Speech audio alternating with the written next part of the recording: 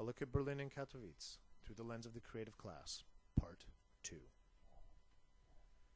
So what do we see when we look at Berlin and Katowice through the lens of the creative class?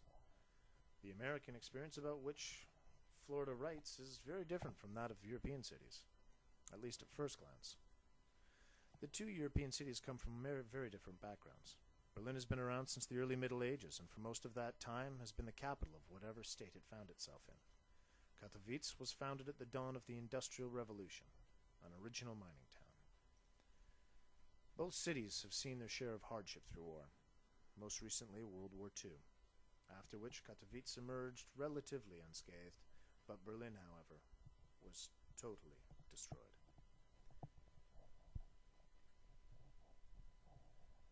While Katowice found itself well behind the Iron Curtain, Berlin was literally bisected east from west by what would become the iconic Berlin Wall. Katowice became a Soviet center of production. Berlin became the last outpost of the Western world and a source of constant irritation to the Soviet Union until its collapse in 1989. Berlin today is a city of 3.5 million emerging from the hangover of the Cold War. Both East and West were propped up economically and politically to prove the other side wrong. So when the wall came down and the support left, the city fell from the precarious state it had already found itself in. Economically depressed and suffering out migration, the city never lost its edgy chic. Said of the city by its flamboyant and openly gay mayor, Berlin is poor but sexy.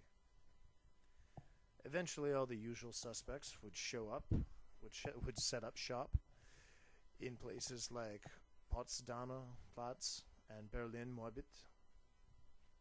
The reunified Berlin has spent a great deal of money to give itself a facelift and fill some of the holes in its landscape. But in doing so, according to Radio Deutsche Welle, it has incurred a huge debt of over 60 billion euros.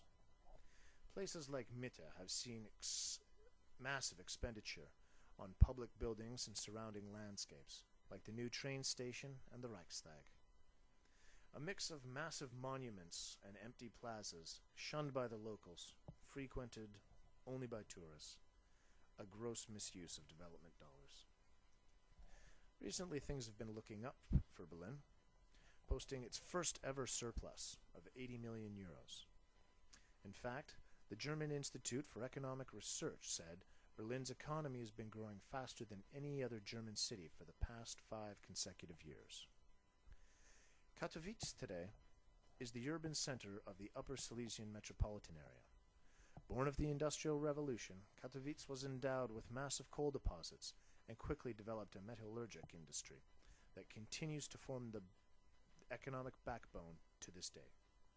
During Soviet occupation, Katowice typified the Soviet industrial ideal, so much so that after the death of Joseph Stalin in 1953, the city was bestowed the great honor of bearing his name, Stalinograd.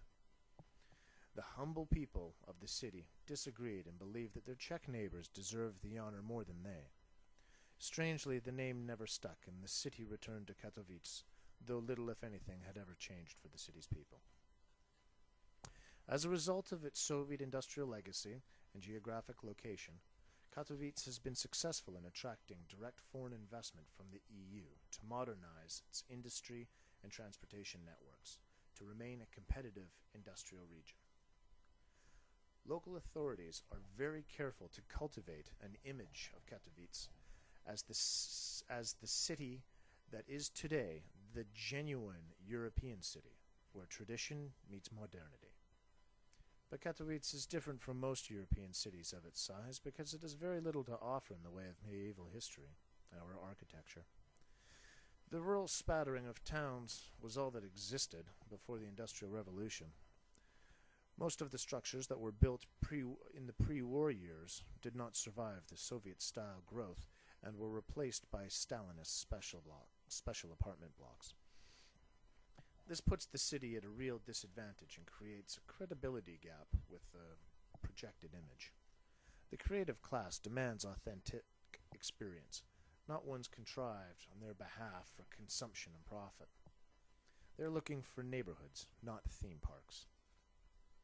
The local government is striving to capitalize on its location at what it calls the crossroads of Europe. The idea is to position it as an economic, administrative, and academic hub. Both cities have significant institutions and large numbers of students. Katowice has nearly 30 institutions of higher learning and technical research, making it the third largest center for learning in Poland, enrolling over 100,000 students.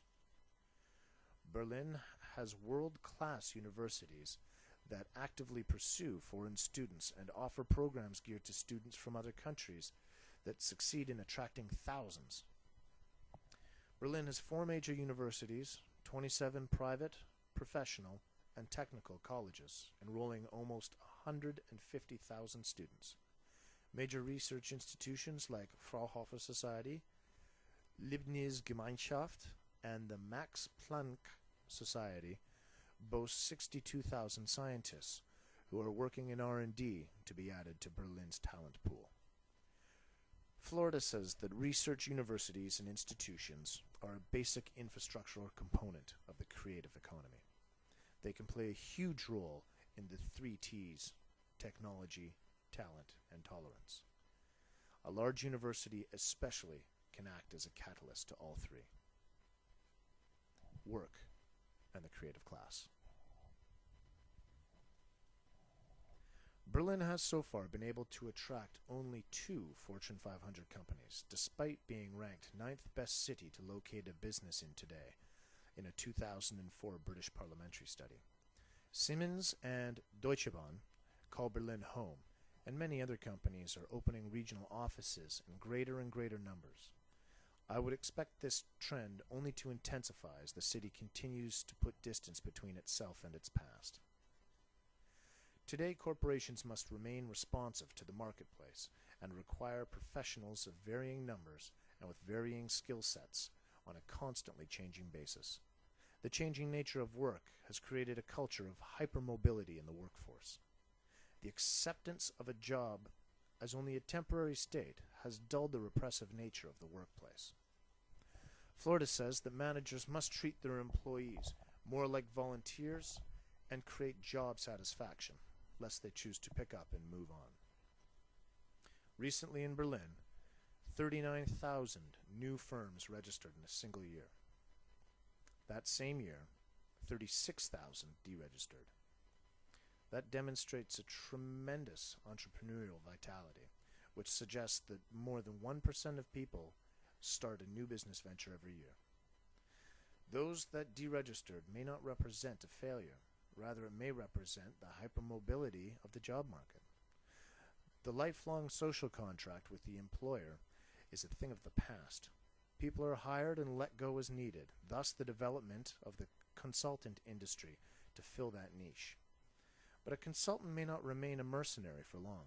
If they distinguish themselves or prove themselves to be a valuable asset to the company and are willing, they may be hired and given an in-house position.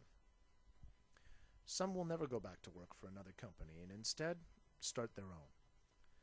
This is where Florida says the modern world is fusing aspects of the bourgeois and bohemian cultures so deeply that these old categories no longer apply. The fundamental fact about new workplace is that it's geared to harness creativity, and the best way to do this is still being worked out. Florida paints an interesting picture when he says these new corporate paradigms function more like a bazaar than a cathedral. Diversity and vitality aren't just benefits, they're the main ingredients to a successful firm. It is this process of accumulation and dispersion that creates clusters in any given industry. These clusters become self-reinforcing as more companies arrive to tap the growing pool of talent. But that pool, Florida argues, will only remain as long as the underlying factors that shape the initial location decisions of these people stay true. The successful city will have a diversity of firms, a diversity of people, enjoying a diversity of culture. Katowice appears to subscribe to a different model. taking great pride in the fact that it was able to lure the manufacturing arm of computer giant Dell from Ireland. A big catch, to be sure, but an assembly plant based on a Fortis production model does little to attract the creative class. Lifestyle and the creative class. In many ways, Katowice is still reeling from their experience with Soviet socialism. Many people are caught up in materialistic consumption, eager to show off the wealth that capitalism has brought them, and through that achieve a status in the eyes of their peers. This need is a reaction to the scarcity of Soviet times. It will take a generation of people who take this kind of material wealth for granted before people will begin to reject it in any great numbers.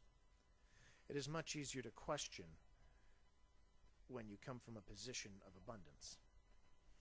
Then the emphasis will move to quality of life, and they will begin to ask what it is that they as individuals really want out of their lives.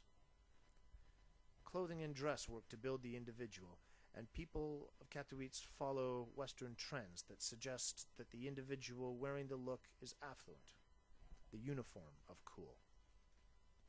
Berliners are a profoundly different breed. Individuality is prized above all else, and they seek to express it, making the person themselves a form of artistic expression. Unique clothing and tattoos all meant to express the individuality of the person sporting them. That woman with the tattoos and spiky hair may be a top designer. The man with all the metal in his face and tattooed to the wrists, he might just be the creative genius behind the next big thing to sweep the net. These people want to be exempt from old labels and rules that controlled and stymied the concept of the individual. In a more open and free culture, as economies progress, their people tend to steer away from traditional values like deference to civil and religious authority, and more towards rational thought and individual liberty. Stability becomes less important than individual rights, particularly the right of expression. This can be seen in the laissez-faire attitude towards people's use of public spaces in Berlin. Conversely, public space is strictly controlled in Katowice, to the point that it is often patrolled by private, armed security firms.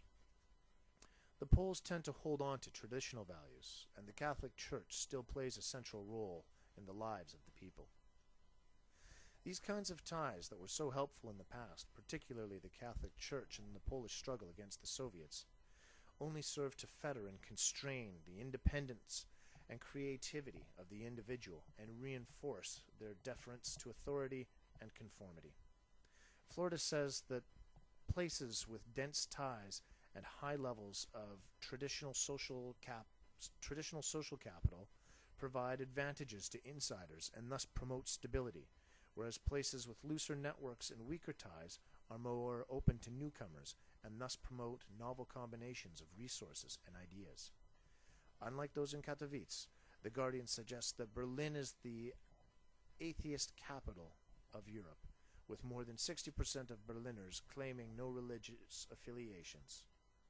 This really shouldn't come as a surprise to anyone, as Berliners still share a painful collective memory of the dangers of dogmatic following.